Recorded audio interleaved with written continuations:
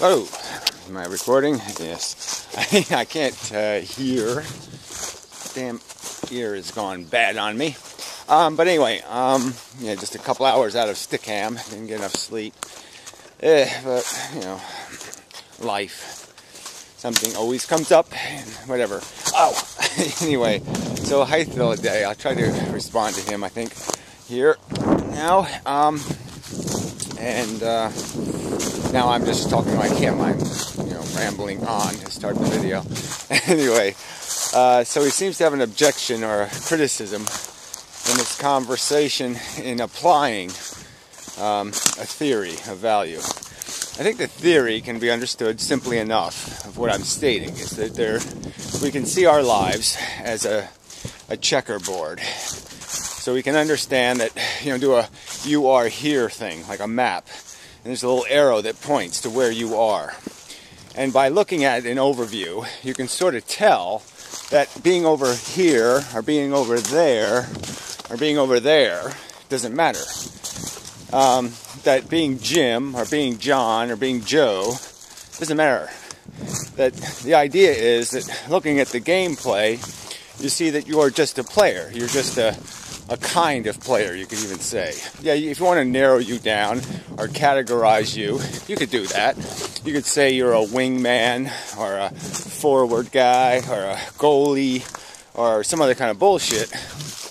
But the point is, you can identify you as a thing.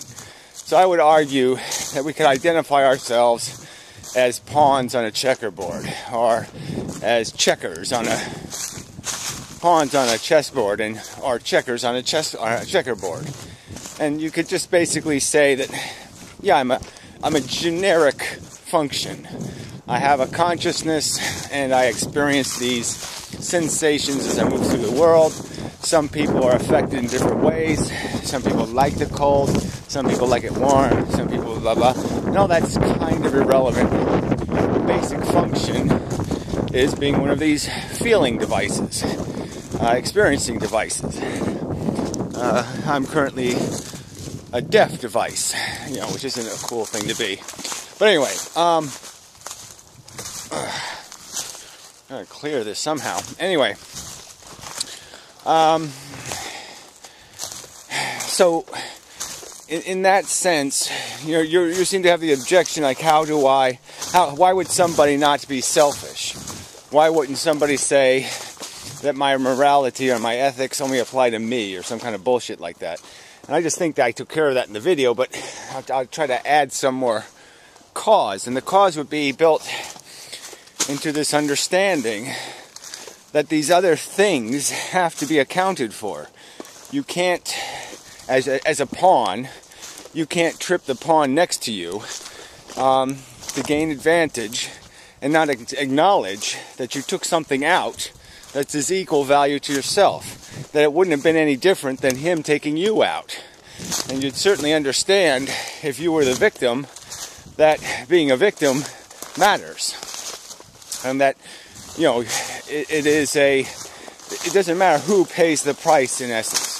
So what I'm saying is that the ethics, the morality, the value is something the collective pays. And it really doesn't matter how you distribute the cost. It matters, of course, in a social contract kind of way, in a balanced kind of way. Like, it's a little harsher. Sometimes if you distribute a load, it's not as negative in its impact. Everybody having some pinched skin versus one man being horribly tortured. It's evenly distributed, and it may be less burdensome that way.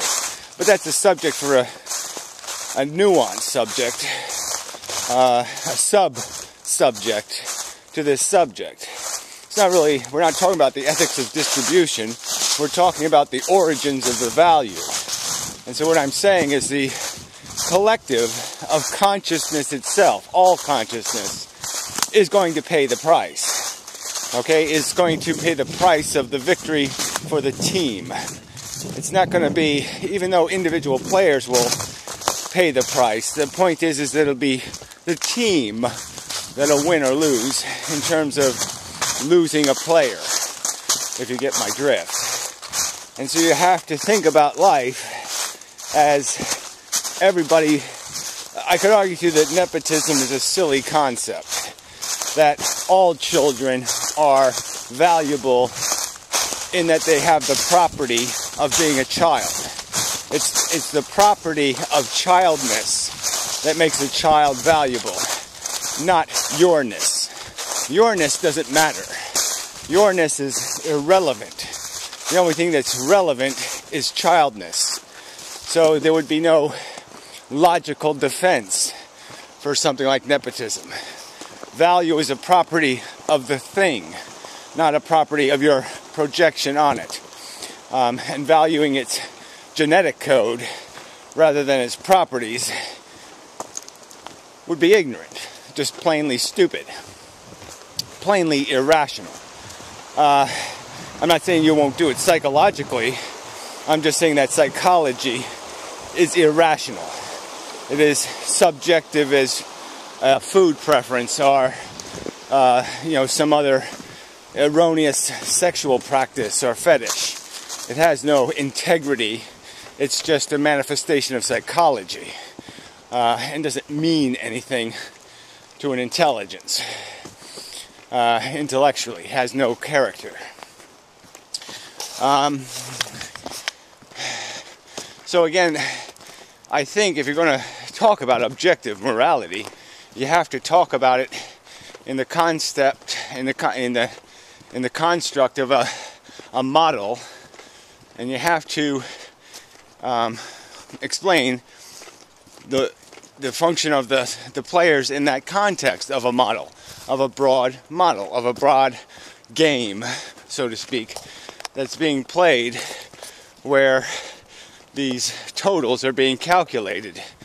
And that's the nature of utilitarianism, the nature of, I think, value factually, and value in the narrower context of calling it objective or absolute.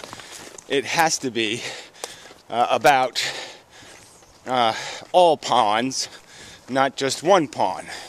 The story of life, the story of value, is the story of all the pawns. It's not the story of an individual pawn. So somebody who has any concept, any intelligent, intellectual, philosophical concept of selfishness being rational or reasonable, that itself is broken thinking. Your brain should be engineering resolutions and solutions that take into account all value-producing mechanisms. So you have agreed essentially with my premise that consciousness creates value. If that's true, you have to accept that any value equation, any value math, any value prescriptions or morality has to take into account effects on all devices creating value. All devices generating the negative conscious states that I would claim are the core kernel of all value, that provide the means for or opportunity for something that would be called a need, and something being necessarily fixed. You don't need to fix something that can't be improved, something that isn't in a state that is improvable, can't possibly, hey pups, can't possibly create the necessity of value. It can't be elevated. So once you eliminate the ability to fix a broken, you've eliminated the need to do anything. So value becomes irrelevant because you have no negative to convert into a positive. And all value, I would argue by my theory, hypothesis, all value requires creation of a negative, improvable state. Something has to be put in a state in need of improvement for there to be an obligation or a necessity to correct for its negative state, to enhance it, prevent it, elevate it, improve it. So it is the creation of the broken that creates the opportunity to pretend you have done something good. There's no opportunity for good without the pre-existence of the bad, without the pre-existence of the deprivated, degraded psychological circumstance. There's no opportunity to correct for value. There's no morality can't exist because harm doesn't exist. It's that simple. The negative has to exist first, and that's where I get my zero-sum mathematics from in analyzing the life equation. So it is taking Benatar's asymmetry the one step further and applying it as a principle to the core, the kernel of the value mechanism. So it's this idea that the non-potential for harm is the perfect state. Eliminate the ability for something to need, then you eliminate the need. And the need is the only thing that creates necessity. It's the only thing that creates obligation, or imperative, or requirement, mandate. All of those ought kind of words can't exist unless you create something that needs, that can be put in a need-full state.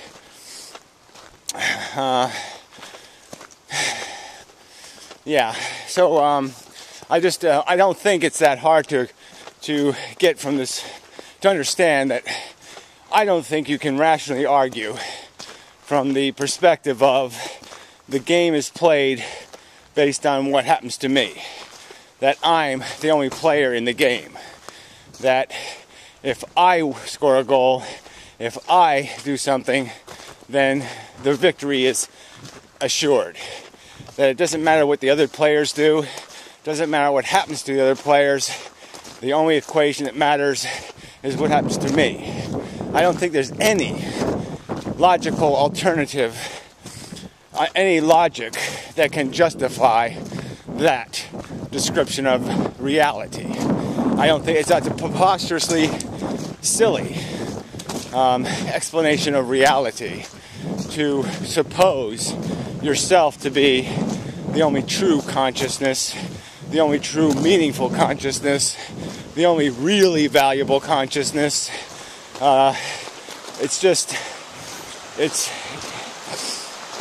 It's not intellectually coherent to postulate, to state, to argue, to even attempt to defend this bizarre notion that the buck stops with your existence and what selfishly happens to you or your kids is all that matters. It's just a non-starter. It's as preposterous as a God theory. I mean, it is a little difficult to refute somebody's claim of it beyond just pointing out how can you possibly distinguish between you and these other things. Your properties are the same. Your identicalness in every meaningful category is undisputable, how can you possibly say you have all the same properties, you fit in all the same important or meaningful categories? The only distinctions are meaningless distinctions, and pretend that an intelligence could contrive a difference that mattered, when there's no rational defense of the existence of a difference.